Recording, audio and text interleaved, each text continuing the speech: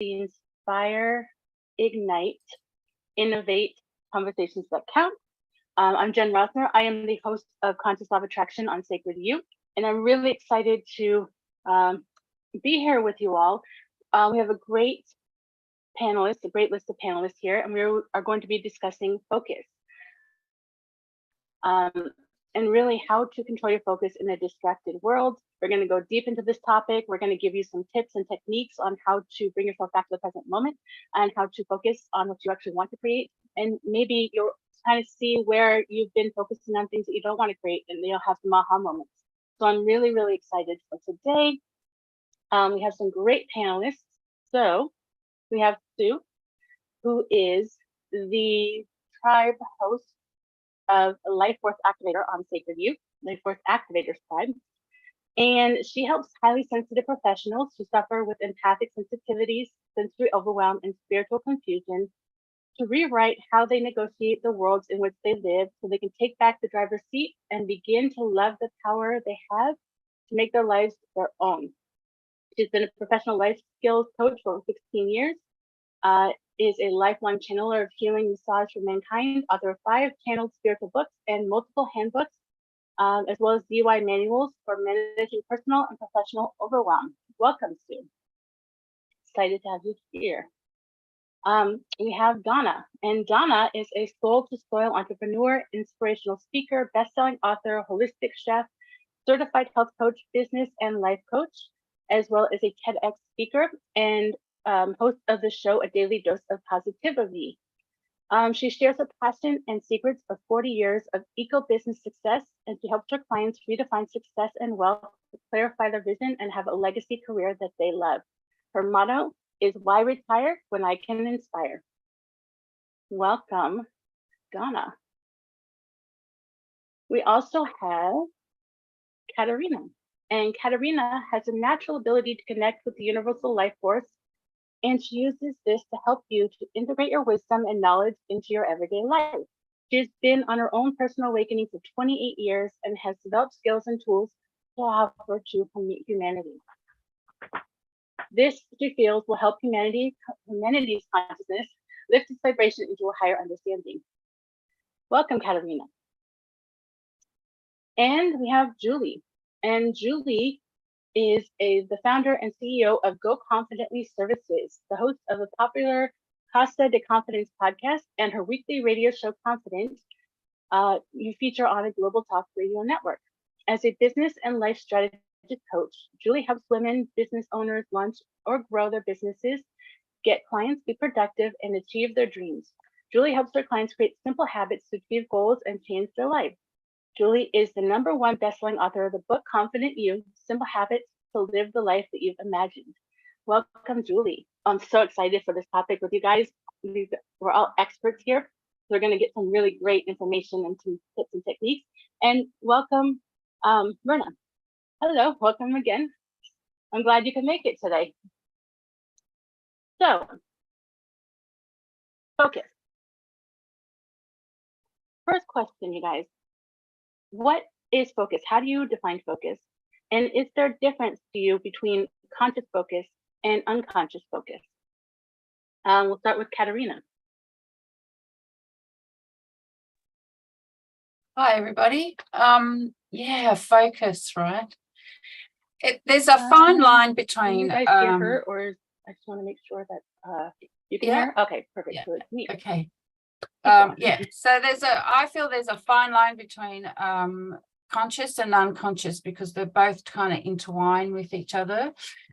Focus, I feel, is when you're able to stay in that current moment that you're in without being distracted from the outside mumbles of the world, distractions of what's going on the planet and things like that. So focus for me is being able to sit here and take a breath in until the body relaxes into the moment of where you are currently. That's how I feel focus is. Awesome. Julie, how do you define focus?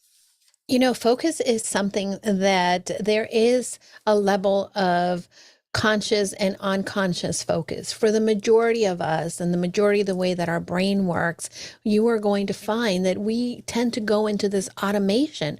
Our brain likes to be very efficient. So a lot of the behaviors that we do throughout the day are going to be unconscious because our brain is automating behaviors. How many of us haven't been driving and all of a sudden you're going to find that, oh, how did I get here? That's unconscious focus. You're focusing, but your brain sort of took over and you were automatically getting to your desired destination. Because again, it's not something that you get in the car and you're like, oh, how do I turn this on? And you already have created that behavior. Now, conscious focus is when you are really paying attention. So beautifully before we started to really bring ourselves into the moment by connecting to our breath as panelists, right? We took a breath in, we took a breath out, being able to just focus on what is happening. The breath is a beautiful way in which we can create that conscious choice to be here in the now. There's other things that we can create conscious focus with. So there is a difference, but ultimately as individuals is very key, specifically because we have the propensity to then kind of tune out or go about our business in this white noise of life, that we have to find ways in which we can create a way to connect to the moment, to the now, whether it be by using our senses or really being able to set an intention to be present and in the moment. So thank you for asking that question. It's a great question, Jen. Thank you. Now, Sue, let's hear from you. There we go. Julie, I think that what you just said was absolutely perfect. Because you covered just about every one of the points that needed to be covered, and you said it in a lovely, concise way. As an empath and an empath trainer and an overwhelm specialist, of course, strategist rather, what I find when we think of focus from the empathic perspective, the empath person who feels everything from everybody, part of our focus challenge is to basically filter out all the other things that we're picking up from the world around us and be able to focus on our tasks, our needs, and our survival and our joy and our oneness.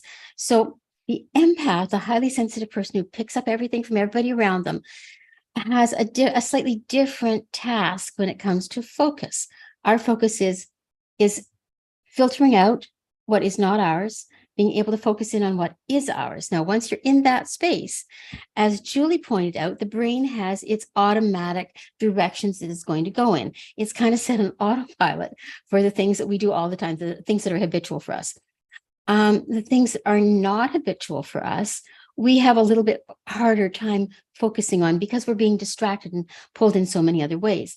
Now, for the empath, again, you look at that perspective of being, okay, so my survival is prime in a very loud world. So my focus has to be on what are my survival techniques? What are my survival tools? So the empath has a slightly different way of looking at things.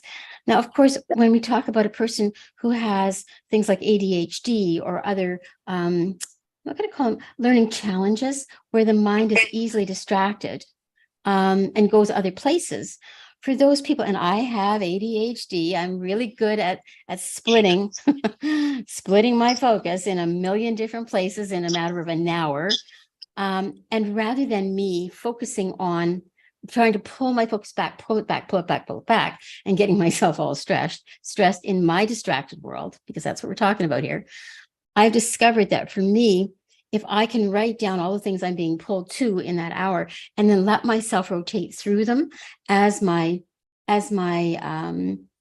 distraction pulls me to those places, I actually get a lot more done. I get 10 times the amount done if I allow myself to flow with my ADHD rather than to focus it and channel it into what everybody else would expect me to do, which is focus on one task until it's done.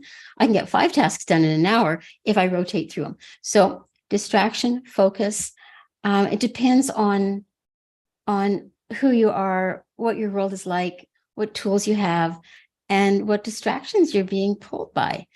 I hope that wasn't too distracted an answer. Thank you, Sue. No, not at all. I'm loving this conversation because there's so many juicy points and from so many different perspectives. I think everybody's going to get something from somebody in this conversation. So this is awesome. Donna, are you available to come on and answer the question?